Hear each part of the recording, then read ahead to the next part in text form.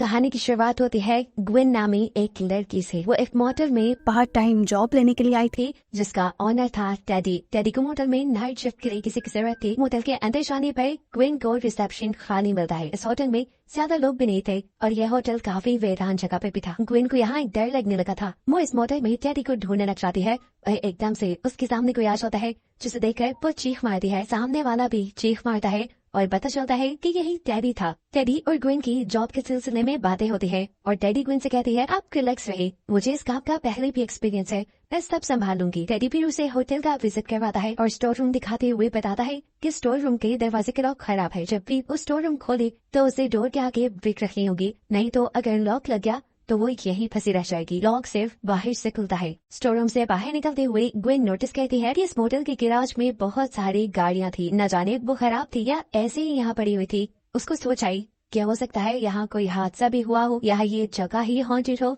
इस मोटल के अंदर एक पूल भी था जिसकी हालत अब बहुत ज्यादा खराब थी। डैडी बताता है कि पिछले साल इस पूल के अंदर एक बहुत बड़ा सा गड्ढा हो गया। उसे ठीक करने की बहुत कोशिश भी की गई लेकिन वो भरा ही नहीं गया। इसी वजह से अब तक पूल बंद है। होटल का विजिट करवाने के बाद डैडी ग्विन से कहता है अच्छा ठीक है, मुझे कोई काम है, मैं चलता हूँ, अगर तुम्हें भूख लगे तो ये लो मेन्यू, पास में ही एक होटल है, तुम वहाँ से खाना मंगवा लेना। ग्विन जाते हुए से कहती है अरे मुझे कोई हथियार तो दे जाओ। डैडी हैरानी से पीछे मुड़कर दिखता है और पूछता है तुम्हें हथियार की क्या जरूरत? अगर तुम समझ रही हो कि यह होटल हॉन्टेड है या ऐसा कुछ तो मैं बता दूं यहाँ ऐसा कुछ भी नहीं है, मैं काफी सालों से होटल चला रहा हूँ। तब ग्विन से कहती है अरे मैं एक अकेली लड़की हूँ, मेरे साथ कुछ भी हो सकता है, यहाँ मेरे पास एक हथियार होना चाहिए। जवाब में डैडी कहता है तुम पुलिस को कॉल कर सकती हो। पर ग्विन इस चीज पे बसे थी नहीं मुझे एक वेपन ही चाहिए, क्योंकि पुलिस को यहाँ आने में 30 मिनट से ज्यादा का टाइम लग जाता है। थक हार कर डैडी कहता है अच्छा ठीक है भाई, नीचे चाकू और कुल्हाड़ी पड़ी है, अगर तुम्हारे साथ ऐसा कुछ भी हो गया तुम उसे इस्तेमाल करना और अपने दुश्मनों को मार देना। खैर ये सब तो वो मजाक में कह रहा था। अब वो सीरियस होकर ग्विन से कहता है सुनो मेरी कोई दुश्मनी नहीं है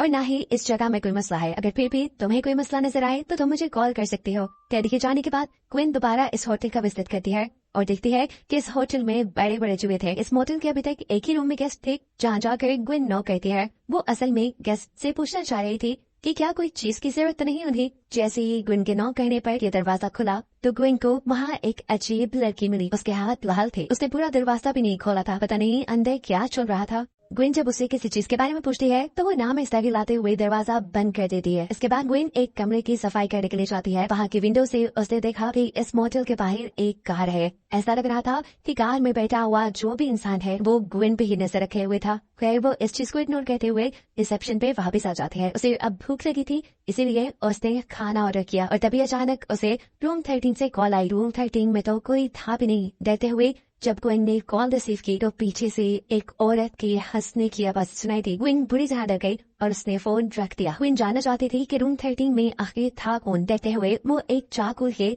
रूम 13 के बाहर पहुंच गई। अंदर जाने पे हमें नजर तो कोई नहीं आया लेकिन ग्विन को ऐसा महसूस हो रहा था कि जैसे कोई उसका पीछा कर रहा है। रहते हुए वो वहाँ एक फोन उठाती है पर अचानक उसके पीछे कोई साया आ जाता है। वो साया वो भूत अपनी असल शक्ल दिखाते हुए ग्विन के कान में कहता है इट्स फॉर यू। अपने कान में ये आवाज सुनकर ग्विन बुरी तरह घबरा गई। उसके हाथ पांव फूल गए और एक ही सेकंड में वो उल्टे कदमों कमरे से बाहर निकल आई। ये रूम 6 वाली लड़की जिसका नाम एलिस था वो ग्विन को देख चुकी थी। उसे घबराया हुआ महसूस करके वो उसे पूछती है तुम ठीक तो हो? कुछ ना समझते हुए ग्विन बस हाँ में ही सर हिला पाती है। हमें पता चला कि एलिस एक अच्छी लड़की थी और हमने जो इससे पहले उसके हाथ या हाल देखे थे वो फोन चला नहीं थे बल्कि वो तो अपने बाल ड्राई कर रही थी। अभी भी उसके रूम का हेयर ड्रायर खराब हो गया था। वो तो बस उसे एक्सचेंज करवाने के लिए ग्विन के पास आई थी। ग्विन उसे लेकर स्टोर रूम में चली जाती है और वहाँ जाके वही गलती दे देती है जो उसे नहीं कहनी थी। उसने डोर के सामने वृत्ति रखी और ऐसे डोर लॉक हो गया। ग्विन और एलिस दोनों ही घबरा गई। ग्विन ने उसे बताया कि अब तो ये सुबह ही खुल पाएगा क्योंकि टेडी सुबह को आएगा। अचानक एलिस को फील होता है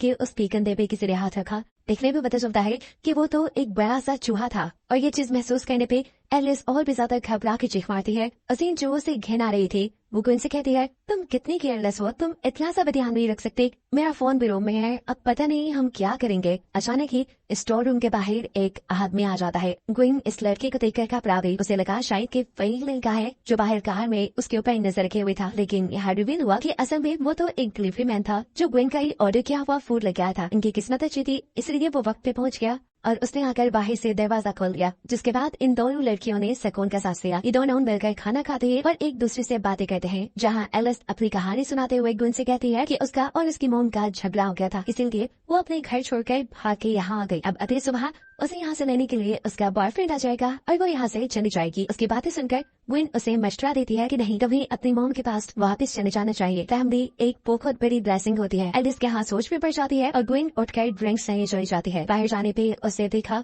कि पहले जो उसे कार दिखी थी वो कार अभी भी इस मोटल के बाहर थी और उसमें से अभी भी कोई ग्विन के ऊपर नजर रखे हुए था। पहले तो ये ग्विन का शक हो सकता था, लेकिन अब तो ग्विन को कंफर्म हो गया था कि कोई उसके ऊपर नजर रखे हुए है। घबरा कर जब वो होटल के अंदर आती है तो उसके हाथ से बोतल्स पे गिर जाती है। एलिस उसे एक और मरतबा घबरा देकर उसे पूछती है क्या हुआ। वो नीचे कांच को उठाने में भी ग्विन की मदद करना चाहती थी, लेकिन यहाँ ग्विन ने उसे डांट दिया, ये कहते हुए कि प्लीज यार उसे दूर हो जाओ। एलिस को बुरा तो लगा, लेकिन वो चुपचाप यहाँ से साइड पे हो गई, क्योंकि वो ग्विन की दिमागी हालत समझ सकती थी। कुछ देर बाद हम देखते हैं कि ग्विन दोबारा अपनी ड्यूटी पे है। यहाँ पर एक अमीर कपल एक रूम लेने निकल जाता है। ये कपल बहुत ही अजीब, बहुत बदतमीज था। ग्विन से बदतमीजी कहता है, इसीलिए गुस्से में ग्विन भी उनसे 1 घंटे के बजाय पूरी रात का चार्ज लेती है। हालांकि उन्हें रूम सिर्फ 1 घंटे के लिए चाहिए था। यहाँ ये लड़का भी ग्विन के मुंह पे पूरी रात के पैसे मारते हुए अपने रूम में चला जाता है।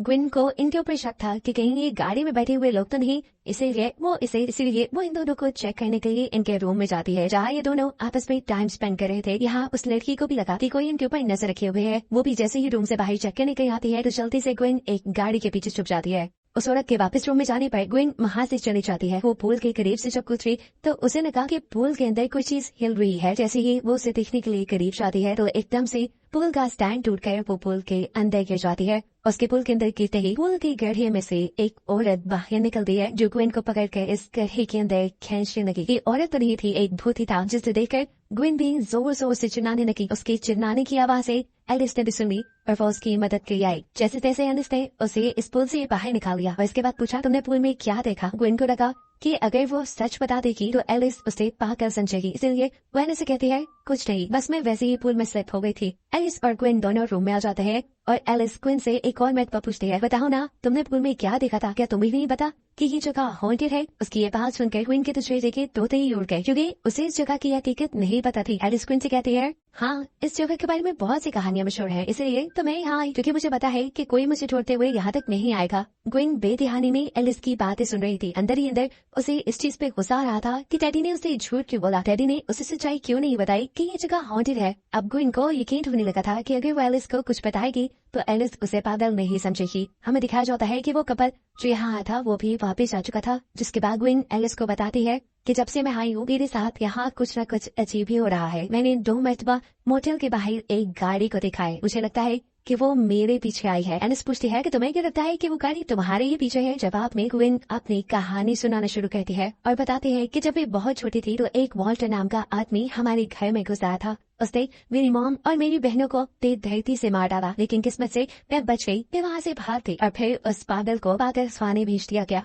ग्विन से बताती है कि मुझे पता चला है कि 2 दिन पहले ही वो पागल खाने से भाग गया है और अब वो मेरे ही पीछे है, जैसे वो मुझे मारना चाहता हो और मुझे मारकर उसका कोई मकसद पूरा हो रहा हो। ग्विन के पास इस टाइम उसकी मोम का नेकलेस था। इस नेकलेस के बारे में ग्विन बताती है कि जिस दिन मेरी मोम की डेथ हुई ये नेकलेस भी ओडी के साथ लाइव हो गया और अब 2 दिन पहले मुझे मेन बॉक्स में ही मिला है। मुझे लगता है कि ये नेकलेस वो किलर ही ले गया था और अब उस नेकलेस का मेरे बॉक्स में भेजना मेरे लिए वार्निंग साइन है। एलिस को उसकी कहानी सुनकर बहुत ज्यादा बुरा लगता है और साथ ही साथ खौफ भी आता है। ग्विन से कहती है, तुम्हें फौरन इस चीज के बारे में पुलिस को बता देना चाहिए, लेकिन ग्विन कहती है, मैं ऐसा नहीं कर सकती, क्योंकि इस गाड़ी पर तो मेरा सिर्फ शक है, मुझे यकीन नहीं, शक की बुनियाद पे मैं पुलिस को कुछ भी नहीं बता पाऊंगी। लेकिन अब ग्विन ने फैसला कर लिया था कि वो यहाँ से चली जाएगी। जाने से पहले वो एलिस से कहती है, तुम अपना दरवाजा अच्छे से बंद कर लेना और सुबह होते ही यहाँ से चली जाना। तब एलिस कहती है, हाँ, मैं चली जाऊंगी। मैंने तुम्हारी बातों के बारे में सोचा और मुझे एहसास हो गया कि मेरी मॉम मुझे बहुत प्यार करती है। मैं सुबह होते ही उनके पास लौट जाऊंगी और उनसे माफी भी मांग लूंगी। इससे पहले कि ग्विन यहाँ से निकल जाती, वो रिसेप्शन के पास जाती है अपनी चीजें लेने के लिए, जहाँ उसे सीसीटीवी के अंदर बाहर किसी का भूत नजर आता है। एकदम से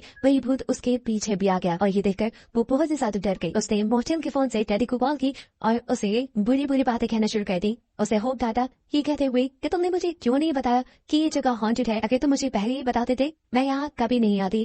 अरे मैं यहाँ से जा रही हूँ, 1 मिनट यहाँ नहीं रुकूंगी। डैडी उसे रिलैक्स करते हुए कहता है, अरे मैं इतने सालों से हूँ होटल चला रहा हूँ, ऐसा कैसे हो सकता है कि मुझे न पता हो कि वो जगह हॉन्टेड है या नहीं। तुम नेक्स्ट रहो, मैं थोड़ी देर तक आता हूँ। जैसे ही ग्विन फोन रखती है तो मोचन के अंदर एक आदमी आ जाता है। वजह से तो वो शरीफ ही लग रहा था, लेकिन जिस तरीके से वो ग्विन को दिख रहा था ये काफी अजीब था। वो ग्विन से एक रूम मांगता है। ग्विन उसे पैसे लेकर एक रूम दे देती है, लेकिन ग्विन को शक था कि ये वही आदमी है जिसने उसकी मॉम और उसकी बहनों को मारा था। ग्विन जैसे ही अब उसे कमरा दिखाने जाती है तो अचानक ही अपने चाकू से वो इस आदमी को जख्मी कर देती है, क्योंकि उसे तो ये किलर लग रहा था। लेकिन कहानी में एक सबसे बड़ा ट्विस्ट ये रिवील होता है कि जिसको वो किलर मान रही थी वो किलर नहीं बल्कि एक डॉक्टर था। डॉक्टर भी ग्विन का, वो कोई किलर नहीं था बल्कि किलर असल में ग्विन ही थी। यानी हकीकत ये है कि ग्विन एक पागल थी, एक साइको थी और उसे मेंटल हॉस्पिटल में रखा गया था। 2 दिन पहले ग्विन ही वहाँ से भाग निकली थी और सालों पहले जो उसकी मॉम और उसकी बहनों का मर्डर हुआ था वो भी ग्विन ने खुद ही किया। लेकिन वो इस चीज को कभी मानती नहीं थी,